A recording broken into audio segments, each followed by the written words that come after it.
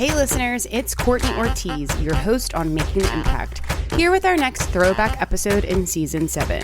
This week, we're throwing it back to an episode that opened a lot of eyes, especially mine. Season 4, Episode 122, The World of College Dance Teams, What You Need to Know. For so many competitive dancers, college feels like a big question mark. Do you keep dancing? Do you join the dance team? How competitive is it really? And what are the coaches actually looking for? In this throwback, we pull back the curtains on college dance team life with two industry insiders who break down recruitment, auditions, training expectations, and how studio dancers can successfully make the jump to the collegiate level. If you're a high school dancer and parent planning next steps, or a teacher guiding students forward towards their life after competition, this episode is packed with insight you won't get from Instagram highlight reels alone. Let's jump into our throwback all about the world of college dance teams. Hello, Dance World, and welcome to this week's episode of Making the Impact, a dance competition podcast. I'm your host, Courtney Ortiz, and I'm here with my co-host, Lesley Mealor. Hey, Courtney. Happy December 1st. Oh my gosh, December 1st. That's crazy. Wow, we're already here. I can't even believe it. Holiday season. I am super stoked to go to Paris for the first time in like a week and a half. Oh my God, I'm so jealous of you. You're going to have the time of your life. Paris is like the most magical city. It's second in line after New York City. Oh man. Well, if we have any listeners in Paris, I will be there from December 15th through the 20th. So say hello. Enjoy every moment. I don't know where I'll be, but. And it's so magical at Christmas. Like it's the best. It's one of, I keep saying the best city because when I was in Paris for Christmas, I was like, this is the best city in the world. And then I come back to New York and I'm like, oh yeah, New York's the best city in the world. Yeah. I'm sure like Rome is probably nice. London's probably nice. That's true. I don't know. But you're going to eat all the bread. Oh, I can't wait. All the the cheese. crepes. Yes. All of the they have hot wine on the street and it sounds terrible. It's amazing. Well, and I am hoping to go see a show at the Moulin Rouge because you have to go see, one of the last showgirl shows in the world, really. So I will report back in the new year, listeners, whether I saw it or not. All about it. I cannot wait. I'm so excited for you. Enjoy every moment. I wish I was going on an exciting European escape for the holidays, but I will probably be chilling in New York City in the freezing cold because it's getting cold over here. It's getting cold, but you'll be able to see, the Rockefeller Center Christmas tree and you can go to the holiday markets. It really is magical here too. So we're wishing you everyone a lovely holiday season, all of our listeners, but we are also really quite honestly, I can't get over the fact that we have this episode today because it is so much fun and I can't wait for everybody to hear it. Yeah, we've been wanting to do an episode all about the dance team side of the dance world, which I truly know nothing about, everyone. I feel like that most of the topics we talk about on Making the Impact are things that I can absolutely contribute to in one way, shape, or form from personal experience. I have absolutely zero experience about the dance team world. Nothing at all. Besides just hearing about my local dance, like the local college that I grew up near. I grew up in Maryland near Towson University, and it's a big dance team school. Like that's the only thing I really knew about dancing. I know nothing. I watch the ones on ESPN when they come on sometimes and just marvel at the turn sequences. But that's it. Good. So, Courtney and I are coming into this really blind, but we are really excited to learn about the world of the dance team. And for our listeners as well, we've had a lot of listener requests for topics like this because dance team is an avenue that competitive dancers can take after school. All right, everybody, it's time to jump into this episode all about dance teams and college dance teams. I'm really excited because I know, Lesley, we've talked about this. We don't know much about this world. Nothing at all. Super excited to learn and it's just like the competition world is sort of like its own little world. So must be the dance team world. Yeah. So like they have the whole culture that we don't, we're not a part of, but, adjacent. So I'm super excited. Oh, yeah, it definitely is because I know so many competitive dancers, studio dancers heading to college and wanting to be on that dance team. And it's highly competitive. I can't wait to learn all about it. And it took us a long time to find the perfect guests for this episode. And I truly think we found the absolute perfect guests. I'm not even going to lie. I'm so excited. So the first guest that I'm excited to welcome is a brand new guest to our podcast.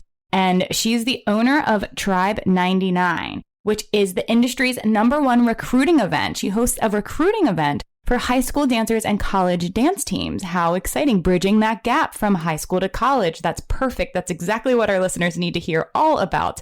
I'm excited to welcome the founder of Tribe 99, Carsen Rowe. Welcome, Carsen. Thank you. Excited to be here. Excited to talk about dance teams.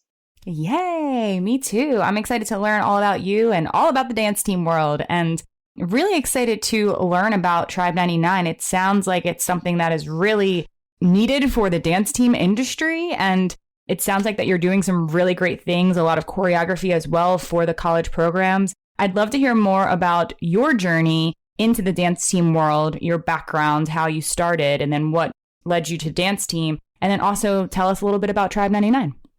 Yeah, of course. So my name is Carsen. I actually am from Washington State, which people never really know where I live. I feel like I'm I always say gypsy woman because I travel so much.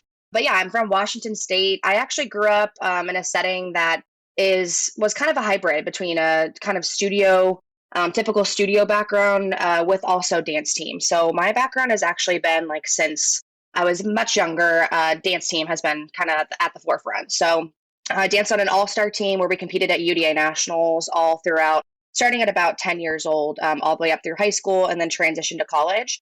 I actually had the opportunity, just because I was really struggling dancing between the commercial industries or choosing college dance team. I was really battling those routes. So my journey kind of zigzagged a little bit all over the place. I actually had the opportunity to dance for 2 college dance teams because I took a break in between and moved to LA for a year.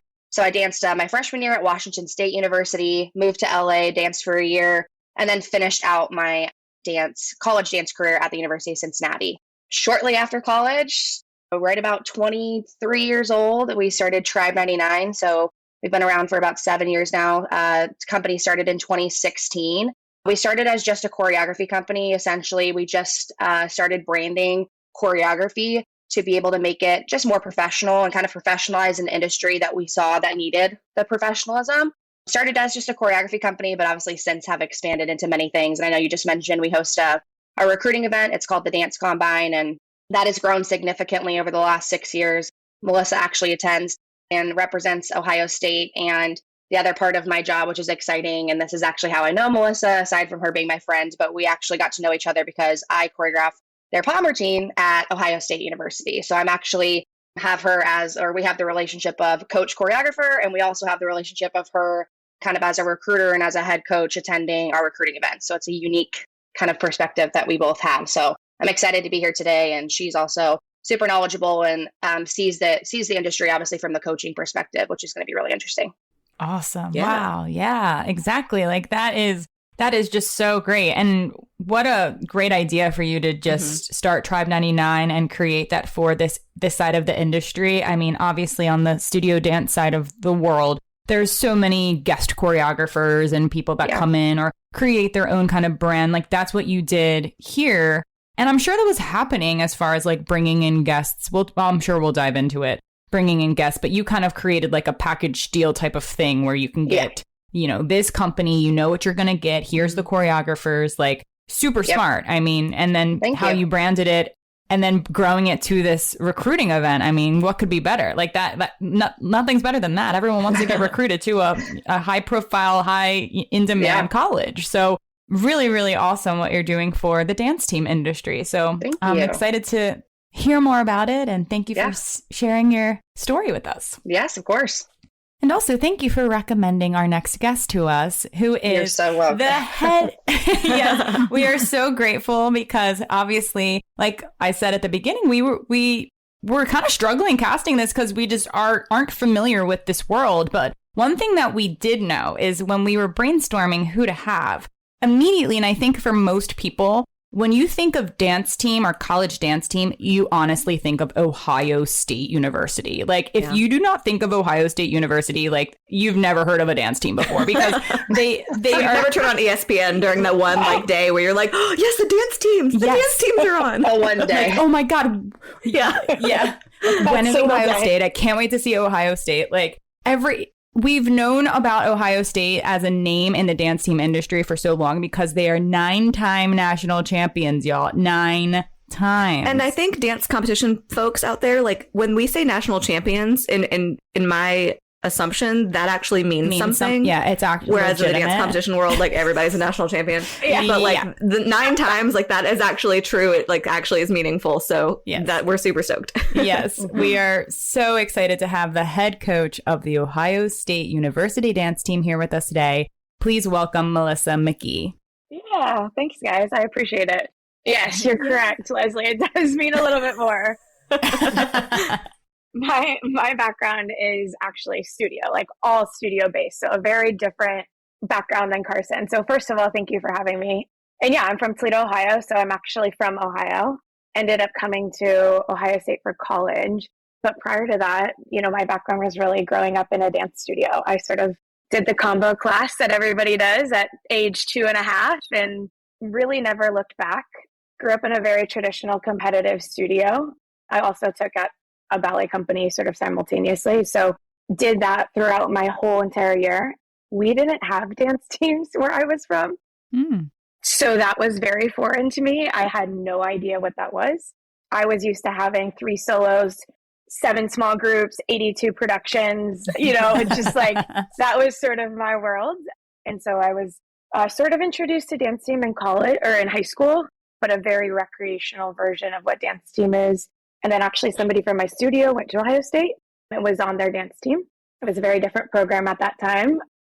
But I was, you know, super focused on continuing it. I loved dance and it was a great opportunity for me at the time, primarily socially, if I'm being honest. That's what sort of drove me to think about it. And then once I got there, I was like pretty hooked on the team aspect, what that was. My dad was an athletic director. My mom was coach growing up. I was always around athletics. So it was sort of, you know, like this hybrid between my studio background and what I have seen with my parents growing up. And yeah, learned a lot about it, sort of dove in head first. I was on the team at Ohio State for 4 years. We were not anywhere close to what this team is like from a talent perspective now. But I can say that because we've embraced that as alumni. And yeah, I actually started coaching the year after I graduated very haphazardly, never stopped. And so this is season 12. Wow. Crazy. Cool. That is crazy. Did you think like while you were dancing for Ohio State, did you think in your head, I'd love to be a coach one day? Like, was that something like what was your goal after college? No, I was hyper academically focused. I like really am very like career oriented. So I was very interested in getting a corporate job and working my way up through the ranks. And I did that. I did work a corporate job right after school, but there was a gap in our coaching staff. And so ultimately I was helping to kind of like bridge a gap for a year. I was the captain my senior year. So I had already kind of seen the back end. I was very familiar with the program and the people. It was a very sort of easy, sort of what I thought would be transition to whoever would take over after that. Really hard to coach your peers, I found out that first year. But ultimately, I sort of saw a vision for the program and I became a lot of it obsessed about really building the program into something that I felt like it could be and never really looked back. Wow. So are you now full-time dance team person? Yeah, so I was I did work in corporate for 8 years. Okay. Wow. And in conjunction with your dance team stuff? Yes. Okay. Wow, that's busy. Yes, it was very challenging towards the end, particularly as like both things were like exploding. Because when I first started coaching, it was very different program. It was very different time and where we were. So it was manageable and it became to a point where, you know, Carsen had a front row view of that. Like it was impossible to do both. So ultimately was able to really find an opportunity within the university to still do a little bit administrative outside of like the dance realm to keep that challenge of my life going, but be at the university to essentially primarily coach full time. Yeah. Cool. Wow. That is wild and so interesting. It is. But isn't it just so crazy where life takes us? I mean, totally unexpected how you weren't planning to be a dance team coach. And here you are today making such a huge impact in the dance team industry, it sounds like. Because like I said, I mean, everybody knows about Ohio State, y'all. Everyone knows. Thank you. That's very kind. I appreciate that. And I know there are, I've heard names or seen videos and clips of like other, you know, dance teams that are second place, third place, right behind y'all often. So obviously, I think that what you've done is really created a push to, make the industry and elevate the industry even more, which is really exciting. Yeah, I mean, I think, there's been a lot of great programs. We were kind of late to the scene in terms of, people to kind of like really push the industry forward, but sort of really tried to like rapidly grow and catch up and, be able to be a part of really the like bridge, honestly, between studio and dance team, because I feel like that's been the biggest transition over the past, call it, 5 years, which has been exciting to watch for me. Yeah. Well, cool. All right. So we know a little bit about our guests, and now we're going to learn a little bit more about just dance team. Yay. So Carsen, you mentioned I think it was you, Carsen, forgive me, that you did dance team when you were like 10? Yeah, so I actually grew up, I guess it's an interesting setup. So a lot of people also know my mother. Her name is Terry Rowe. She was my studio owner and dance coach as well. So she ran our studio, and we did essentially what any studio would do. So like during the week, we were typically like the typical studio trained kids. We were taking classes, we were training, we were still going to conventions on the weekends and stuff. We just weren't competing in that circuit. Instead, my mom created, just because of I grew up in a pretty small rural town, the dance opportunities were very limited. I think like obviously the closest opportunities were in the Seattle area, which was like fully across the state. So my mom actually started an all-star program, which is essentially similar to like an AAU basketball, like to put it into like terms, which is like all of us came from all around the state and we practiced 1 day a week. And then she would take that all-star team and go compete on the national level. So that team and program was called Eastern Washington Elite. She let the program go right after I graduated. I was the third kid. She was ready to just enjoy, I think, being a mom finally. But yeah, so I grew up in this kind of hybrid world of, we had a lot of commercial and a lot of studio people that you would typically see on a convention circuit as well that worked as that choreographed our routines growing up. So I had this kind of already, I think like obviously a blessing or thankful for my mom, because she kind of exposed us to a lot of different industries at a really young age. So yes, I'm super familiar with dance team, but I also kind of had this standard studio background in the way of which we were training. So yeah, so I mean, my background is definitely very familiar in the dance team world, but I think what she did a great job of is kind of making sure that our eyes were open to all industries. So every summer she would drive us the 20 plus hours down to LA, go train at Edge and Millennium, take class, get exposure there. So, I mean, yes, we were competing as a dance team. I'm very familiar. All I've ever known is UDA Nationals. Surprisingly enough, I don't know if still to this day, Melissa and I talk about this, ever been to a studio competition, which just blows people's minds because we just didn't compete in that circuit. Like I've only competed in the realm of dance team, but the training aspect was very similar to that of a studio and convention training and going up to Monsters of Hip Hop and training in LA. So kind of have this hybrid background. Would you say that that's normal? Because like I didn't know that there was. I want to know. I understand all-star cheerleading. Like I knew that was a thing for children. Kind of like with Pop Warner, like you kind of graduate from Pop Warner into the next. Right. But I didn't realize that was a thing for kids and dance team. Is that normal across the country? Like I could go to wherever and be like, get on a dance team if I'm 10? So the all-star community, yes, is normal now. Like, so there are a lot of all-star programs. There's a separate from high school. So teams are associated with their schools and universities. There's this other all-star community where they have separate brands and event producers that are hosting events and pretty much a separate circuit of the dance team world. So all-star teams are normal. The background training of like splitting between the training studio and going to conventions and doing all the things and then also doing dance team, I would say is a little bit more rare, just because usually when you put your mindset into one focus or one circuit, it's usually you stay in that lane. So, but yeah, all-star teams are still kicking, still around. It definitely is a little like regionally based too. Like depending, there's pockets like, Texas is a really big pocket for all-star dance. So it's not uncommon there per se for like, if you have a 2 or 3 year old, you probably have the choice of enrolling in a traditional studio that we all know about, or more of an all-star based studio that would be more team oriented. Whereas like in Ohio and Columbus, there's none. So it go to a dance there studio. is a little bit of like a regional definitely pockets. Pocket, but it's growing. I will say that.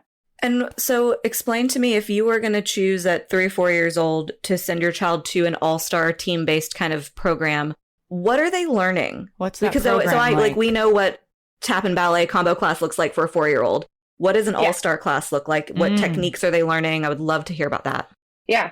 Honestly, so at that age, probably about the same. Yeah, it is the same. I was going to say. So that's what it's kind of, if you're competing in the all-star world, it's essentially similar to like, again, like any other sport where like your day-to-day training is the same. It's just the way that you are competing. So essentially as an all-star kid, you're still training at a studio. You're still taking classes at a studio. You're still taking technique and ballet, and the range can go, as long as so many hours like a studio kid would train or less.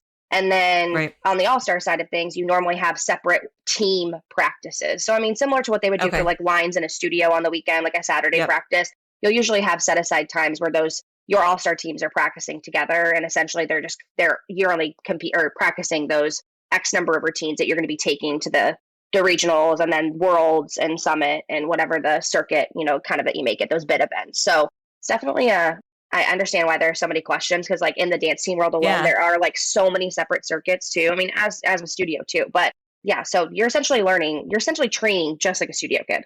Okay. It really just boils down to like the circuit that you compete in.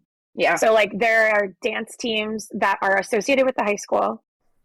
Okay. Or even like a middle school, rarer, but like middle school, junior high, high school, college, that are all associated with their school team. Okay. And it's very team-based. It is you're usually going to like a UDA or an NDA type of a competition where it's a standardized score sheet. You are judged as a team.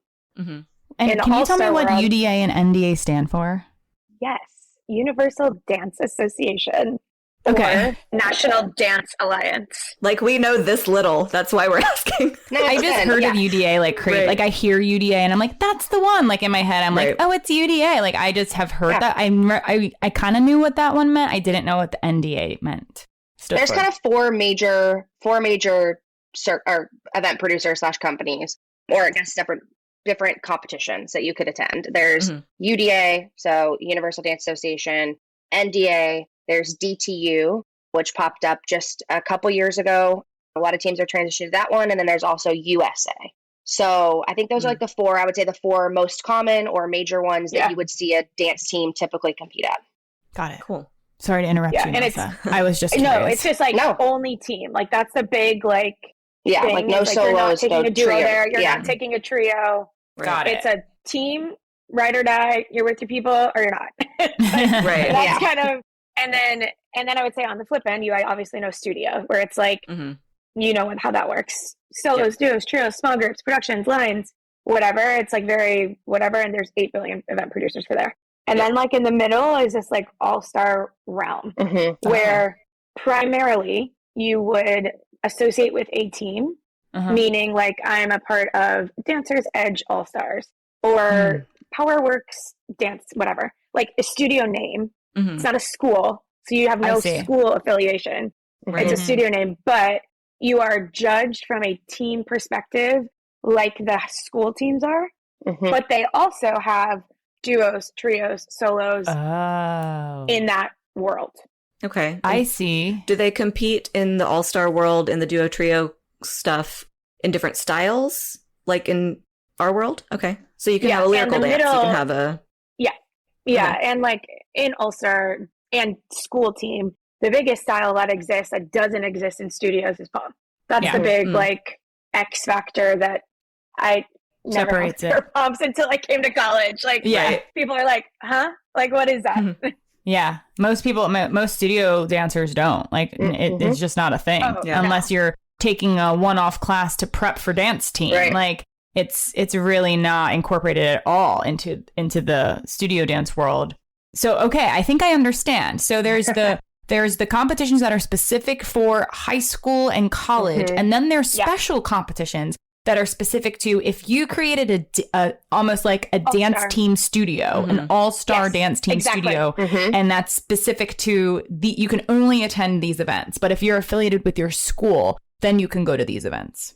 So some dancers are probably doing both. Like some dancers might be on the all-star team. Some people are on the high school team. They go to separate competitions with separate teams. Oh my gosh, this is so confusing. It's busy. Yeah, I know it really is. About It really is. dance team or all-star or any of that, and people like the language is like, oh, I got a partial bid to Worlds from the bids. Like, I'm like, what's a bid? Well, and that's also how I feel about studio awards. Like when people are like, "Oh, I was Miss whatever," I'm triple like, "What?" titanium, or like, like I was platinum. I'm like, is that above? Like, and first? Like, is that good? I'm like, what does that mean? I'm like, somebody break this down. I want to get back to the bids because that's confusing. But what I want to come back to that. I want to give our listeners a good idea of. So we're talking about like the training aspect. And we're saying that we're training pretty much similarly, throughout a dance studio and an all-star studio kind of place. But it does seem to me, even just watching some of the dance team competitions that I've seen on ESPN, thank goodness for ESPN, and there seem to be skills that like seem not negotiable. Like if you're going to be on a competitive level dance team, what do you need to know and how are you learning it? And also, this is just for me, how are you guys as choreographers and coaches getting these kids to do it so well? Because man, sometimes those turn sequences, I'm like, what's happening? I don't understand why this is so good. They're epic. They're what I wish I saw at regular studio comps. Right. Like I wish I saw synchronization. Yes. Just give us your secrets. If we're going to do a turn sequence, that is how you do it. In the dancing world, that is it. Right. Don't want to see it otherwise. I feel like in general, dance teams move a lot. I think what a lot of like the misconception or a misunderstanding of the dance team world is the time that it takes to. So studios, right? Your time is split between so many numbers, so many line routines, so many productions, so many things that you're split, and then you have like consistent training underneath. When we're talking about the actual like school team side, so middle school, high school, college, etc., in those team practices, you're not necessarily training. So you're not, I mean, it is very like you are, if in the summer and you are taking technique and you are doing combo classes, so you are training, but that time is really for the coach to make dancer A look like dancer B. And so, and I think a lot of misconception about dance team is I always get asked this too. Like obviously when I started to kick off a lot of my commercial dance career, people would always say, well, why are you so clean? And I'm like, well, because we used to spend, hours upon hours. Like we move at the pace of a snail. Like dance teams learn their choreography anytime from let's say August to October. And then the next 4 months are spent literally just working on those two routines and grinding. And like you are not working aside. Okay, well, on the college level, you're doing also dancing at basketball, football, doing community appearances, doing this, also the face of the university and part of marketing. But like, so there are a trillion other things going on. But I just don't think people are really aware of like the actual attention and time that goes into making those turn combos like what they are, because everybody comes in with different turn techniques. I mean, there is obviously a correct way to do a pirouette, but like people are all trained differently. And I think obviously Melissa can speak to this more because she is taking kids from all over the country and has to make them dance like a Buckeye, like an Ohio State kid. And it's a specific, like, I mean, they have to all dance exactly the same. So I just don't know. I think from I think people, when I talk to people from the studio world, I think they're most fascinated by the amount of time we are spending on just those two routines to go out there for 2 minutes and hope it's perfect. And then if we make it to finals, you get 2 more minutes of time. But it is like, it is a grind of time. So I'm sure Melissa could probably add on to that. I want to say something really fast, and just to compare for all of our listeners out there that are living in the studio dance world. Your example of learning the dances and the time frames are exactly identical to ours in the studio world, except you times it by 20 dances for these kids instead of just 2. Yep. So like that's the difference where people like there are studios now that are starting choreography for 2023 season. They started it in July of 2022. That means that they have 6 months until that they're already rehearsing that, plus another 3 until they get to a March competition. So they have 9 months drilling that choreography, and it's still nowhere as near as clean. And the reason is because that the kids have 10 or 15 other dances that they're drilling. Instead of just maybe like less is more, everybody. If we want to be like clean like the dance team world, maybe less is more. Our score sheet is also, I mean, predominantly like, I think that's the other massive difference between studio is like you are rewarded for synchronization and uniformity. Like your job as the biggest difference of dance team is making sure everybody looks the same. So that's a huge part of our score sheet. So if you want to be successful in the dance team world, that's why these coaches are excellent at, what we call cleaning. I'm sure it's similar in the studio world, but honestly, it's just, it is go to count one, know your pinky's out of line, know your eyelash is too far to the right, no, your head needs very rocket, yeah, it is. I know it's changed quite a bit, but even for me, growing up in a studio, like I never knew what the score sheet even looked like. Like that wasn't back in the day. Like that wasn't something that we talked about. Obviously now it's getting definitely like way better. But for me as a coach, the score sheet is sort of like the thing, and it's standardized across. Right. Which is different than us. Pretty standardized, I should say. Yeah. It's not exactly standardized. I'm like, not but fully. Generally they value the same things. It's just maybe weighted differently a little bit, but value synchronization, spacing, which is MIA, just like the value is different, and technical difficulty, to your point, Lesley, like that's this caption on their score sheet is what technical difficulty are you putting in your routine, which then is why you see the turn sequences or, maybe more like skill heavy routines in the dance team world than what you might see in a studio world. Just because if we ignore that portion of the score sheet, then we're sort of tanking ourselves from a like strategy perspective. Right. But what's really interesting is, we've worked a lot with studio choreographers just because that's my background. And a lot of times the first time I work with the choreographer, they're like, oh, I do large groups in 10 hours. I need 10 hours. I'm like, you're going to need more than 10 hours. I don't know how to tell you this, but it never fails. They come in and they're like, I don't know how to do this in 10 hours. Right. It takes a very different, it's different formula, strategy, to kind of get to that. And even just like thinking about some of the numbers that I've seen in the past, like the amount of intricate staging that happens in dance team numbers and seamlessly and cannons and just formation changes and it's brilliant stuff. And I can't imagine that doesn't take not only time planning in your own brain without probably our, one of our sponsors for the podcast, the Arrange Us app. That didn't exist, for a very long time, and people's actual brains were doing that. And that is why I do not choreograph large groups, because my brain does not do that. And so that's always really impressive to me. So yeah, no, it's going to take longer than 10 hours. Dance educators, leaders, and innovators, this one's for you. Get ready for Dance One Summit 2026, the experience for studio owners and teachers shaping the future of dance to unite, share, and inspire. This is where passion meets growth, where creativity meets business strategy, where you connect with a powerful community that understands your hustle. Attend the Dance One Summit for impactful movement classes, hands-on workshops, business seminars, and exclusive industry insights. Plus, an epic expo hall packed with the latest in costumes, tech, and tools to elevate your studio.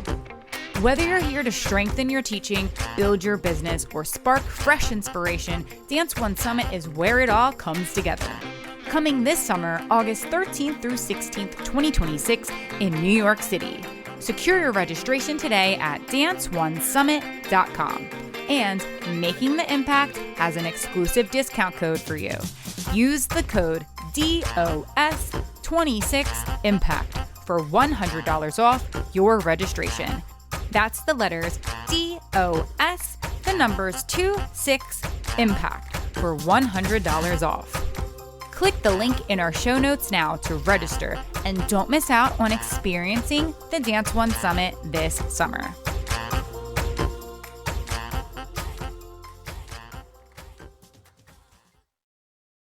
I have a question.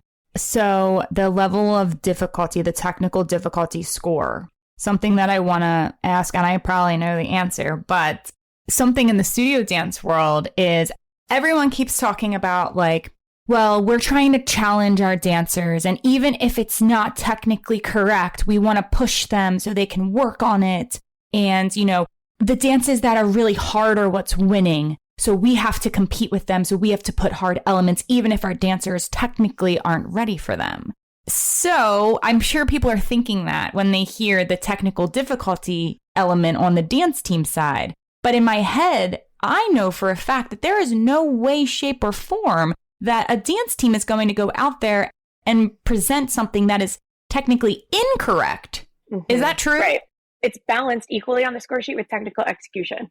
Mm-hmm. So right. while so you have difficulty 10 and points for execution. difficulty, you also have the 10 points in how you do it. We need to do that. Yes. Somebody needs to change that on our side because that's what it is. I mean, we have an execution, like we have a technique score often, and we have an execution score. But to have those side by side, are you executing the technique properly? Because I think we just look at it as a whole, like, okay, well, the execution overall was fine. And then we can like take some points off for technique. But like, exactly to your point, if we're doing a turn sequence and let's say you want to have like a triple float in Alisakon in there, but there's a few dancers that just aren't cutting it, then unfortunately you're probably going to have to reel it back and take it to a double float, but then figure out a way to make it still hard in the sequence without going for that one skill that you really wished you had. Exactly. They're nodding, listeners. They're nodding. They're nodding both together vehemently. Exactly. And like our execution of skill is just, so it's just more separate. It's more broken down on our score sheet. So execution of movement is also a thing, and then execution of skill is separate. So you're actually obviously getting looked at about the movement quality and dynamics and textures, as well as the execution of your skills. And I think to your guys' point, just to like agree, I know we were both nodding, but yes, that's exactly what happens. I mean, that's why, and again, you're judged on a team scale. So I mean, essentially, even if your best dancer can do 17 pirouettes and your back corner dancer cannot, you have to find that middle ground. And I think that's the most challenging part, at least of my job as a choreographer, is, you know, my end all be all goal is to make that team look like the best team possible. Right. And I think that's what's hardest, to find that middle ground. And then sometimes, you know, you are making calls right before. Sometimes teams have made it right after semifinals of like, we're not hitting this and we have to make this change because that execution side of what we do is big. It's the 50% of our score sheet. So, wow. I think for me, coming from the studio world, the score sheet, Carsen knows, she's probably laughing. I get a passion point for me. I judge a lot in the dance team world. And so like understanding how that works is like a actual passion of mine. So it's like, not only do we have those, don't get her started. This sync caption. Yeah, I'll be here all day on that topic. So I think she was trying to say like also the synchronization and uniformity caption also comes into play while we're doing our skills. Yeah.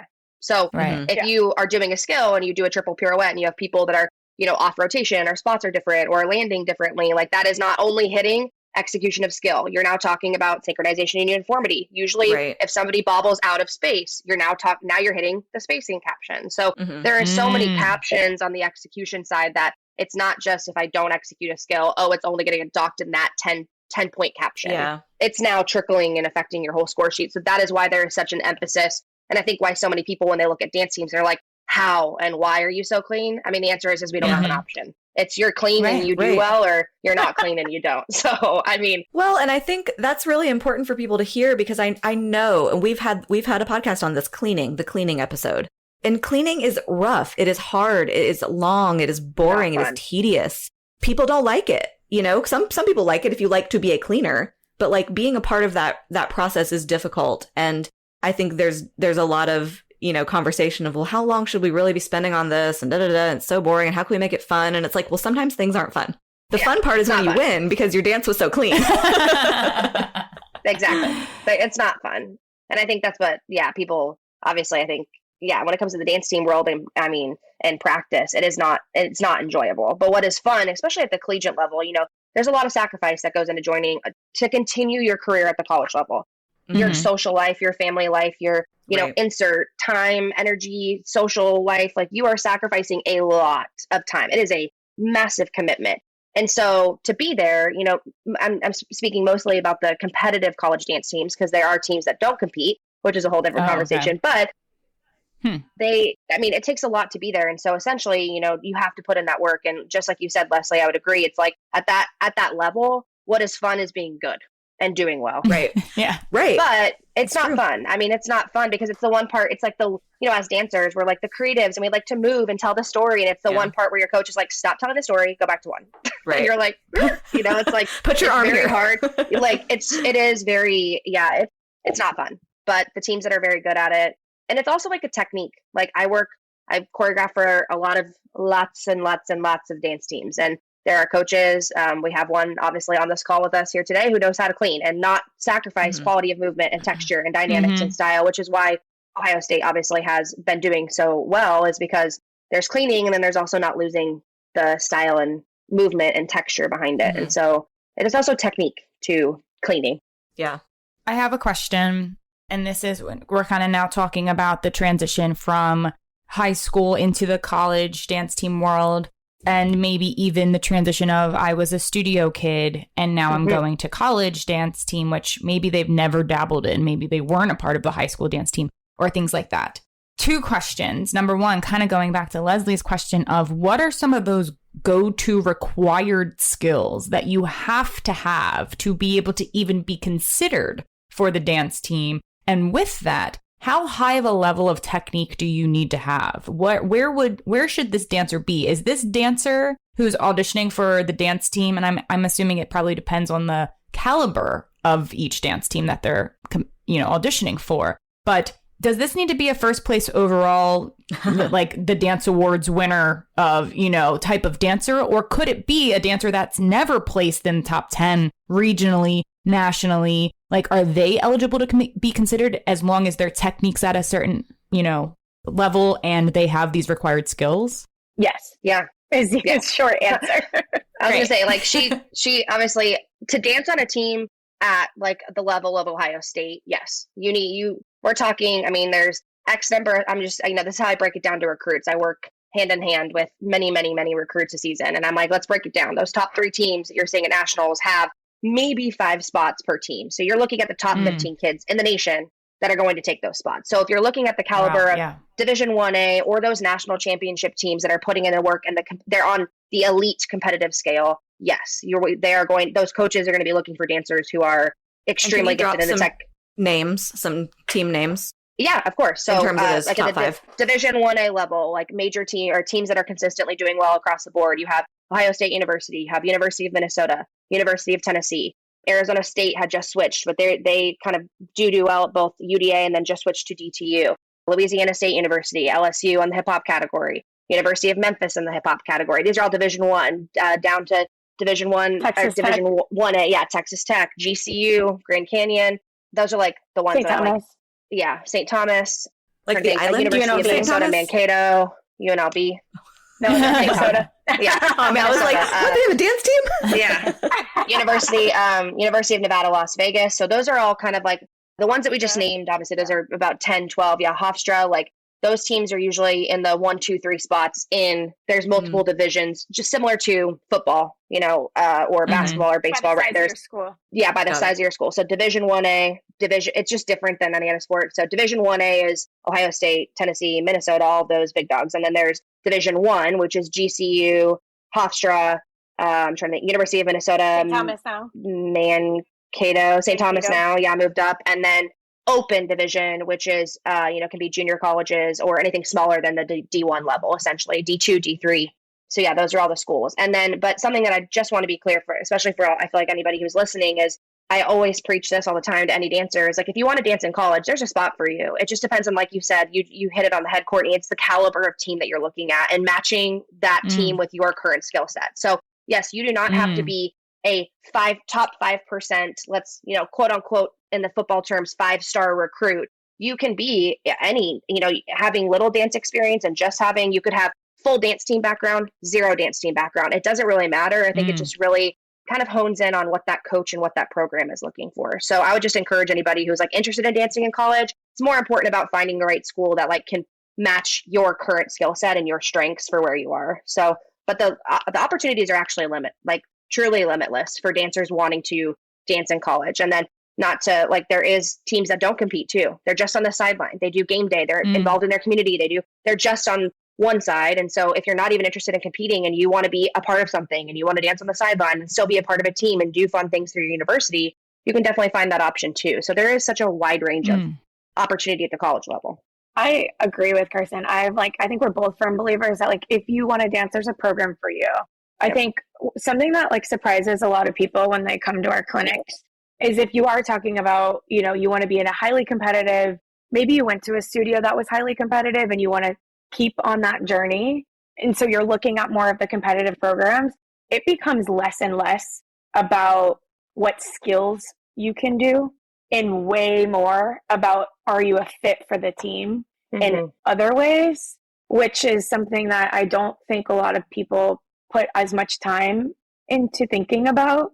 But for me, it's like where all my time is spent.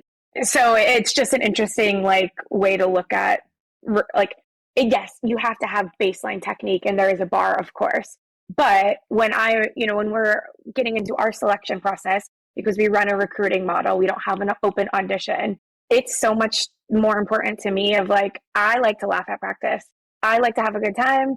I'm also a pretty like direct person. So like there's certain like personality traits, and like Carsen, will tell me like, you love this person because X, Y, and Z about your program.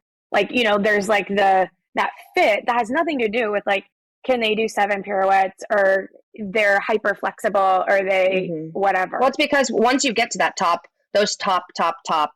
percentage of dancers coming out of high school, they can all essentially do, like if you break it down, they essentially, right. They can all do 5+ pirouettes. They can all do 2+ leg holds. They can all do aerials on both sides. Like they all, if you look at their actual like baseline skill, they can typically all do the same. And then essentially what makes somebody different, to like Melissa's point, is just that X factor, the movement, quality, dynamics, who they are as a person, their character, their work ethic, that all the extra stuff that comes into it when you're looking at those like top schools. When you're on hour 7 of cleaning, like I'm going to be tomorrow at 5:30 p.m. in the afternoon, like who's with me still? right. Who's like flailing and failing and who's still there.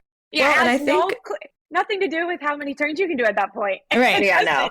Yeah. It's who's alive. Who's alive out there. Who's alive. And who's still positive and who's still like ready to do the thing. And that's a big thing. I mean, I think we talk about that a lot with the kids, even with like, getting awards and being gracious and being good to each other and being good to people that you don't even know at a competition. It comes down to in your rehearsal room too. And I didn't do a sorority stuff in college, but it like your recruitment process sounds a little bit like that, in that, it's less about, you have to be able to do pirouettes, but like you also have to be somebody who's willing to be like, cool, Coach Melissa, like I'm here. Like, what do you need me to do on hour 7? And like just be game for it and be excited, as opposed to being like, okay, another pirouette. Yep. I have another question. This recruiting process. Oh, yeah. So how does that work? Because you just said that Ohio State does not have auditions. So let's say there's a dancer and their goal in life, they are growing up in the studio, they're doing 20+ dances, they're at Star Power Nationals, whatever. And they better be Miss Star Power. Yes, but they want to be on the Ohio State dance team, but they're not affiliated in that dance team world. And I don't think that you're recruiting and scouting at Star Power Nationals. So how are they getting recruited for the team? Really? You might be? Yeah. Tell us more. Like you go to studio comps and recruit people. You can. Yes, all the time. Really? Yes. So do you tell people about this? We put it on our Instagram. Like, we're going to Radix Indy. Really? Oh, wow. Like, does Radix tell anybody is the other question. Because this is the first we're hearing of this.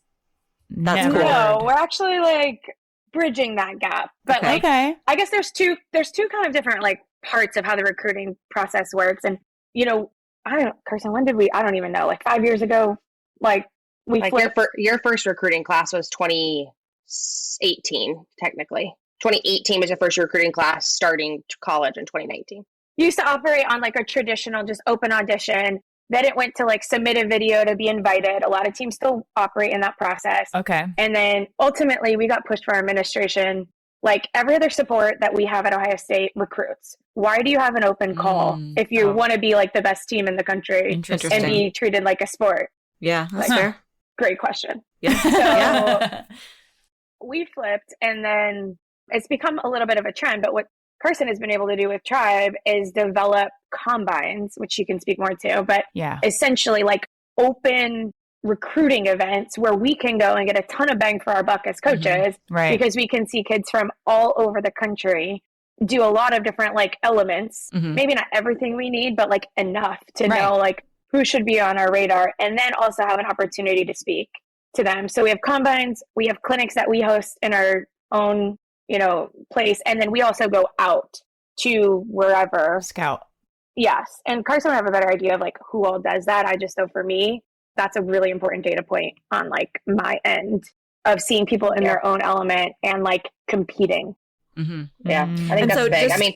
I want to know just really quickly, because we're talking about college, like obviously you have to get into this college academically to be able to even be considered to be recruited. Okay, parents out there, like let's get your kids some A pluses. Yes. Do you get recruited first and then like, let's say like you go to Radix, you see a dancer that blows your mind. You want to say, I want to recruit you for the Ohio State dance team, but we need to get you into the school. Are you even like, what if that dancer's like, I have no desire to go to Ohio State. I have like, or maybe they will. Maybe it'll change their mind and say, okay, well, now I need to work harder to get my grades up so I can get accepted into the school because I have this opportunity type of thing. Yeah, it happens every which way. Like it's happened where like we see a kid at our clinic. We're like, whoa, she's really good. Let's get to know her. Yeah, I don't really want to go to school. I just came with my friend. It's like, okay, cool. Like no big deal. We'll back off. Or like, someone comes to us and then we go to a competition, or I see somebody at a combine and then we continue the relationship or like what have you. But it used to be a lot more convincing kids that dance team wasn't like a death sentence in terms of like technical training and development and like the end of your career. And I feel like now that we've had a lot more like, I don't know, high profile or really just like stronger dancers come through the program that have grown a lot. It is now way more like way less, at least for me, about like convincing people to think about dance team as it is finding the right fit. Okay, Carsen, tell us about your recruiting process with Tribe. Yeah, so I'm going to break this down really quickly because I feel like there's always a lot of questions about this. So technically in college, there's 3 different team selection models that currently programs are using. There's Recruitment, which is like Ohio State, a lot of the Division 1A schools, but also Division 1 schools. It's becoming the popular go-to team selection model, essentially, in our industry. Then there's the audition model, which is the old school model. That's how I got into a college team. That's how Melissa got on a college team. It was you show up, you audition, you make it, you don't. And then there's this hybrid model of like, I'm going to recruit you to my audition, and then I will choose based off of that audition. So there's essentially 3 different models that teams are using. Recruitment is becoming much more popular. And so because of that, we started, like I said, the event is called the Dance Combine. And then since then, we've also started the Expo. The Dance Combine is essentially a recruiting event that is designed to connect high school dancers to college coaches. So we will have upwards of 40 plus college coaches who are in attendance at our events, like 40 programs, and upwards of, 250, 300 dancers that come in. And they essentially, it's very similar to like an NFL combine, right? Where you come in and you do certain set skills. Okay, you're gonna do a triple, you're gonna do a quad, you're gonna do as many pirouettes as you can do. You're gonna do a toe touch, you're gonna show your back flexibility, you're gonna show your acro ability. Like it's like on the skill front, it's like let's show these coaches what you can do skill wise. And then we also run it kind of like a convention on the first day where we teach masterclass combos and jazz, hip hop, and pom, which are the three categories that you can compete in at the college level. And then they perform those combos for the coaches. And then on top of that, there's these coach connection portions where coaches, kids walk around, and essentially it's like around, like pretty much like a career fair. You get to walk around, network with the college coaches. College coaches can say, hey, I was really interested in you, please come to my clinic. So that's essentially kind of like the breakdown of our event. And then the expo started back in 2020. It actually had to shift to virtual, obviously, for obvious reasons, the first year. But that event is designed to connect elite level coaches with elite level dancers. So those kids are hand selected, and there's an application process to get them in. And then, like I said, that event is more designed for those college coaches that are looking for that top % of recruit coming out of high school on the skill level, the skill front. So really exciting thing. It's grown, I think, 5 times since 2017. It's becoming a monster. I mean, it seems really needed. So. Yeah. Like if it's that big of an industry, which I didn't realize I guess I understood the divisions, but that's a lot of schools. And then, like you're saying, there's schools that don't even really compete. There's schools that, you cheer on the sidelines or you dance on the sidelines, and it's a lot. Yeah. I have thoughts, but I want to ask this question first. Dance team versus BFA degree at college. There are universities that have a dance program with a BFA, Bachelor in Fine Arts, And of course, in the studio world, you're pushed to go in that direction. Everyone says, get your BFA, get your BFA. You need a dance degree, which do we need a dance degree? We've talked about it on the podcast, y'all. Anyway, are you able, if you're a school that you go to, for example, I'm immediately thinking of Towson University. I grew up in Maryland. Towson University has a big dance team, but they also have a really great BFA dance program. Can you be receiving a BFA in dance and also be on the school dance team at the same time? Is that frowned upon? Is it just absolutely not possible with the time commitment? Do you have to pick and choose? What's the deal with that? I can take this one. The short answer I'm is go for it. Yes, you can. We've had people, particularly in the earlier years of my coaching career, that have done both. I would say there's two sort of like limiting factors. One is their body, because most dancers, by the time they get to college, have danced for a really long time. And so you're dancing, if you're going from a BFA all-day dance curriculum to then a dance team practice, like upwards of 8 to 10 hours a day on, a regular basis, which some people's bodies just can't handle that at that point. The second thing is like on more of the like hyper-competitive elite dance teams, it is so much more of a holistic commitment that like really doesn't meet the eye, that it would be very challenging. So not only are you have your rehearsal, your practice time 3 to 4 times a week, but then you also have your strength and conditioning. You also have sports psychology. You also have nutrition. You also have, academic requirements. Like it is a very holistic ask of those kids. So it's just a lot. Yeah. I don't know that somebody could be like ultimately really happy and not burn out at the end of their 4 years. Right. By doing both at the highest level. Yeah, that's really I was fair. going to say, it depends. There are certain college programs, and the way that the college program is structured allows for more flexibility. Right. So I would encourage any dancers that are looking at that, because it is, I don't want to say common, but it is, there are some college programs that whether they're less competitive or whether they just are, the way that their program is structured, there might be some more freedom for somebody to be able to do both. Yes. So it's out there, like the opportunity's out there. It just kind of depends on what level. Obviously, like a team like an Ohio State, when the level is so high, the expectations are so high. Well, they don't get that good by just not like that is hours and the time and the commitments and the things. So to do that on top of like the, academic regimen that it takes to get, a BFA, I feel like is very challenging. Yeah. I think that's something that the other thing I wanted to add to that is that even just how much I've learned from listening to you both about the dance team world, and something that I've always kind of thought when it comes to BFA versus dance team. The great thing about dance team is that you can get a degree in something that will help you. So you can go to the school, you can get a degree in accounting or marketing or business. I don't care what it is. Whatever you're passionate about, that you want to learn about, that you can use as continuing education and also a potential career down the road where the degree matters. I'm not saying dance degrees don't matter, and we've talked about this a ton on the podcast.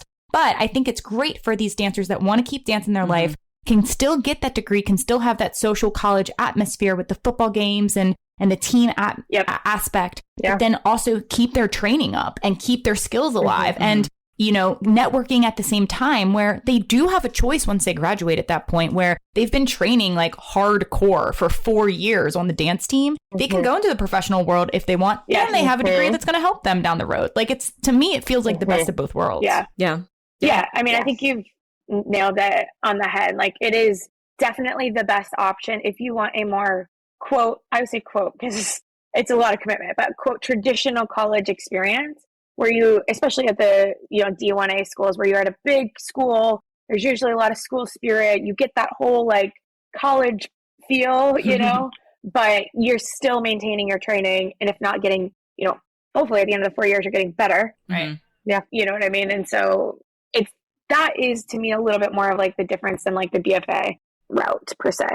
Are there opportunities for male or binary dancers, non-binary dancers in the dance team world? Because I know it has, traditionally, like a lot of dance has been dominated by women.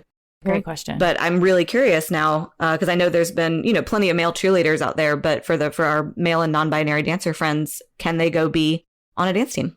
They absolutely can. Lots of opportunities. Yay. And it's actually, I think, as you're seeing with everything else, it's just there's increased opportunities, and it's becoming way more popular and accepted. And I think that it's really actually cool to see a team that I would encourage everybody to obviously look into is University of Nevada, Las Vegas, they have actually a separate like company that's predominantly included or has male dancers in it. But those male dancers also compete with the females. So they have a co-ed team. And this is just one example of many on the collegiate level that bring co-ed teams to nationals. And so, yes, there's definitely opportunities. I agree. You know, obviously predominantly has been a woman dominated sport, but you are definitely seeing an increase of, I feel like, representation as a whole at the national level, which is pretty cool to see. And specifically a lot more male dancers that are showing up. So it's awesome. I mean, I love it. It's a whole different dynamic, but I love it. Yeah. Yeah. And a lot of the NFL, not a lot, but, you know, I know a couple instances of the NFL male cheerleaders are actually coming from the dance team side. Okay. So that's kind of a path that has worked for a few. Nice. Yeah. It's really cool.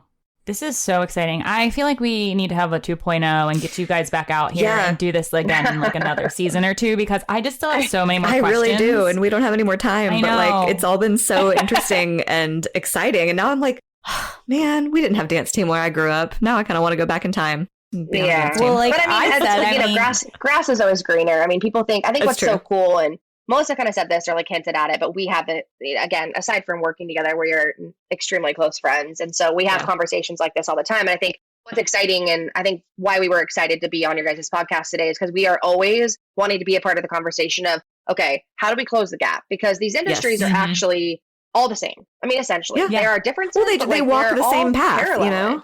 Exactly. Like they all parallel each other, and we all have this passion for dance, but for some reason, there's always a misconception, studio kids, which like, I feel like Melissa has done a great job, along with other coaches in the country, that they have cracked the code of like, okay, like they know how to communicate to studio kids. Like, it's okay if you've never held a pom. It's okay if you don't, because you can still be successful. And so I think what we're seeing, and again, why I'm so happy to be here today and like be talking about this, is because we have those conversations all the time of like, we got to close the gap, because there are so many studio dancers that think that their only opportunities are to go the commercial industry route, move out to LA, audition, or stop dancing, or get their BFA. Exactly. So it's like, no. There are way more opportunities out here. So, and then the same thing, to be honest, on the dance team side, when you're talking studio dancers, those studio dancers usually come with more training. So it is like the gold, you know, it's gold for college coaches. They want studio dancers who have trained in ballet and who are putting in the hours weekly to get their technique standard where they need to go. So it's just closing the gap. So I think we always have this conversation all the time. So I think I was excited to get on here and talk about it today, because it's something that needs to happen. So yeah. Well, it's nice to have others in the conversation. And Courtney and I are really good friends. So it's nice to have like a lot of friends, just because we exactly the same. It's like we do this for sort of work, but like we also do this in our life. So the conversation is just always alive. Yeah. I love it. This is awesome. Thank you so much, Melissa and Carsen, for sharing so much knowledge about the dance team world. I truly learned so much listening to y'all. I can't wait. Now I feel like I just have a whole new perspective of the dance in a great way. Not that I ever had a bad perspective. I just didn't know. I was oblivious. I was clueless about the dance team world, truly. So it's really exciting to hear all of the opportunities. And thank you to you both for just creating such great programs and atmospheres on your team and things like that. I'm excited. I think our listeners are going to be so pumped about this episode. So can't wait to hear their thoughts. Thank you so much again. How we have our guests usually lead us out is just with one final thought on the topic. So if you want to talk to the dancers out there, if you have any advice to give them, if you have any advice for parents, anything you'd like to share in regards to the dance team world. I mean, I would just say, you know, mostly for parents, because I'm assuming that's primarily the you know, audience here, but even for dancers, my like ask would be to like give dance team a shot and to learn more about it. And it might not be for you or your child, but I think it is a really great option for people that, like I said, want to go on to college and also want to continue using the training that the parents paid lots and lots of money for. And not to mention, my parents on our team have a great time. So they get their own little social network out of the gig as well. So that would be my 2 cents. Yeah, I mean, I would essentially say the same thing. I think more so talking to any high school dancers out there, I think we're getting past it, but there's just still such a misunderstanding about what dance teams are. And so to Melissa's point, I think I would just encourage everybody to do as much research as possible. All these teams usually have Instagram pages or websites where you can get information. And then the last thing I'll say is just in kind of our work in all the facets of Tribe 99 that we do, we work with literally thousands of high school dancers in a season. And so through that, it is just, if you're feeling frustrated or you're feeling like, oh my God, I had no clue this was out there. I'm a senior. What do I do? You're hitting the panic button. Just realize that like, you're not alone. And like, everybody feels like this. The recruiting scene is like it's still fresh. It's still new. So just like, take it slow, try to get as much research as possible, try to attend a clinic, try to get as much exposure. But I just think you often see a lot of like parents, especially, who are like, oh no, we're behind. And then they start to panic. And so and then the last thing is just, there's an opportunity out there. If you want to dance in college, there's a spot for you on some team. So go after it. We hope you learned something new listening back to our throwback, the world of college dance teams. Huge shout out to our special guests, Melissa and Carsen, for joining us on this chat. Don't forget to follow them on Instagram. You can find Melissa at mmcghee65 and Carsen at carsen.rowe. Don't forget to follow Making the Impact on Apple Podcasts, Spotify, Amazon Podcasts, and pretty much everywhere you listen to podcasts. And if you want more exclusive episodes, support our podcast by joining our Platinum Premium membership for only $5 a month. Join now at impactdanceadjudicators.com/platinum premium or click the link in our show notes. Next up on Making the Impact, look forward to a day in the life of competition and convention staff, a throwback episode about the open category, and an episode all about diversity in the competition world.